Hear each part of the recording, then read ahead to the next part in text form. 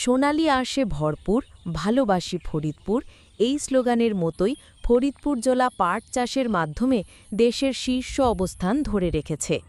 এবছর ফরিদপুরে পাটের আবাদ লক্ষ্যমাত্রা ছাড়িয়ে ৮৬,৫৩১ হেক্টর জমিতে চাষ হয়েছে, যা নির্ধারিত লক্ষ্য ৮৬,৫২৫ হেক্টরের চেয়ে সামান্য বেশি। ফরিদপুরের মাটি পাট চাষের জন্য উপযোগী হওয়ায় এবং আবহাওয়া অনেকটা অনুকূলে থাকায় কৃষি সম্প্রসারণ অধিদপ্তর বাম্পার ফলনের আশা করছে। ফরিদপুরে এবার পাটের ফলন সামগ্রিকভাবে অত্যন্ত সন্তোষজনক এবং বাম্পার ফলনের সম্ভাবনা রয়েছে।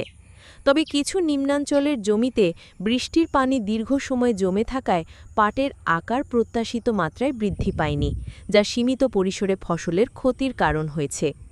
এই চ্যালেঞ্জ সত্ত্বেও জেলার অধিকাংশ এলাকায় পাটের ফলন ভালো হয়েছে, যা কৃষকদের মধ্যে আশার সঞ্চার করেছে।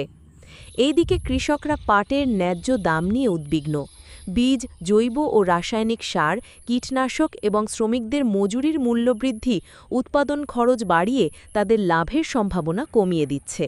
তারা সরকারের কাছে ন্যায্য দাম নিশ্চিত করা এবং বীজ, সার ও কীটনাশকের দাম কমানোর দাবি জানিয়েছেন। পাটের ফসলটা এবার খুব ভালোই হয়েছে, তবে কত কত জায়গা ডোব সেই জায়গায় বৃষ্টিতে একটু ক্ষতি হয়েছে। তাছাড়া বৃষ্টিতে এবার পাট হেনতে টান হেনতে খুব ভালো হয়েছে এবার। তাই এবার কিষেন পদ্ধতির খুব বেশি দাম, কীটনাশকের দাম খুব বেশি, সারের দাম বেশি। এই সমস্ত জন্য আমাকে একটু খুব ক্ষতি হইতেছে আর কি। ঠিক পাটের দাম একটু বাড়ায় দিলে আমরা কৃষকরা বাঁচতে পারি। সরকারের কাছে কি দেবে আপনার? সরকারের কাছে দাবি যে আমাকে সাহসের দাম একটু কমায় দিলে আর পাটের দাম একটু বাড়ায় দিলে আমরা বাঁচতে পারি। এই হলো সরকারের কাছে আমার দাবি। এখন এবার বছর হিসেবে পাট আল্লাহর করলি আল্লাহ আমার অনেক ভালো পাট দিছে মাশাল্লাহ।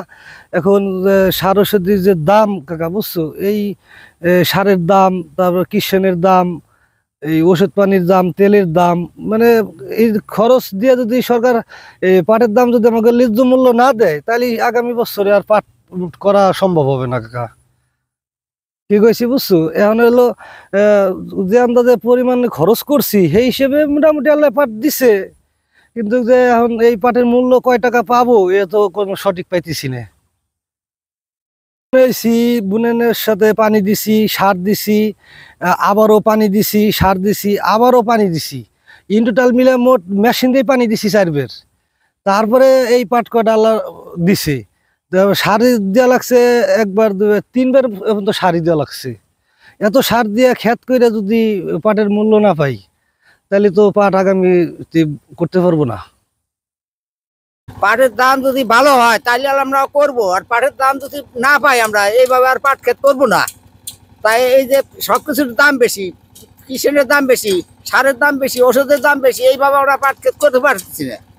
এইভাবে কেমন করবো? পাটের দামটা একটু বাড়াই দিলে আমরা করে পারবো।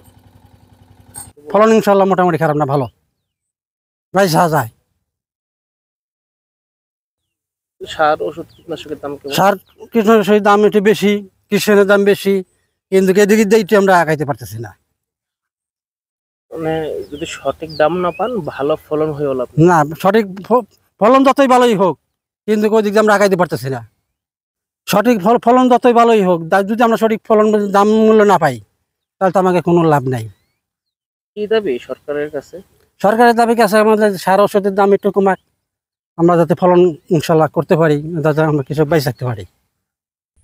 ফরিদপুর কৃষি সম্প্রসারণ অধিদপ্তরের উপপরিচালক কৃষিবিদ মোহাম্মদ শাহাদুজ্জামান বলেন, পাট উৎপাদনে ফরিদপুর সবসময় শীর্ষে।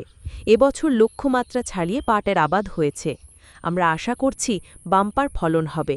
ফরিদপুর জেলা বাংলাদেশের সবচেয়ে বেশি পাট উৎপাদন হয় এবং বাংলাদেশের প্রথম পাট উৎপাদনকারী জেলা ফরিদপুর। এবছর আমাদের লক্ষ্যমাত্রা ছিল ৮৬,৫২৫ হেক্টর জমিতে এবং অলরেডি আমাদের অ্যাচিভমেন্ট হয়েছে ৮৬,৫৩১ হেক্টর জমি এবং আমাদের লক্ষ্যমাত্রা ছিল ২,১৬,৬৩১২ মেট্রিক টন। এবং আমরা আশা করছি এবছর পাট উৎপাদনের যে আবহাওয়া এবং মাঝে মাঝে যে বৃষ্টিপাত, একটা অনুকূল পরিবেশ থাকার জন্যে আমরা আশা করছি যে আমাদের যে লক্ষ্যমাত্রা, এই লক্ষ্যমাত্রা অর্জন করতে সক্ষম হব। এবং এখন পর্যন্ত পাটের যে মাঠের যে চেহারা, পাটের ফলনের যে মাঠের যে অবস্থা, আমরা আশা করছি যে এবছর পাটের একটা বাম্পার ফলন হবে। কৃষকরা মনে করেন সরকারি পৃষ্ঠপোষকতা এবং ন্যায্য দাম নিশ্চিত করা গেলে পাট চাষের সম্ভাবনা আরও বাড়বে। ফরিদপুরের সোনালী আঁশ শুধু জেলার পরিচিতিই নয়, কৃষকদের জীবন জীবিকারও প্রতীক। সঠিক নীতি ও সহায়তা পেলে এই ঐতিহ্য আরও সমৃদ্ধ হবে বলে আশা করা হচ্ছে। আপনার স্বপ্নের যাত্রা হোক ফ্লাই ইনফিনিটির সাথে।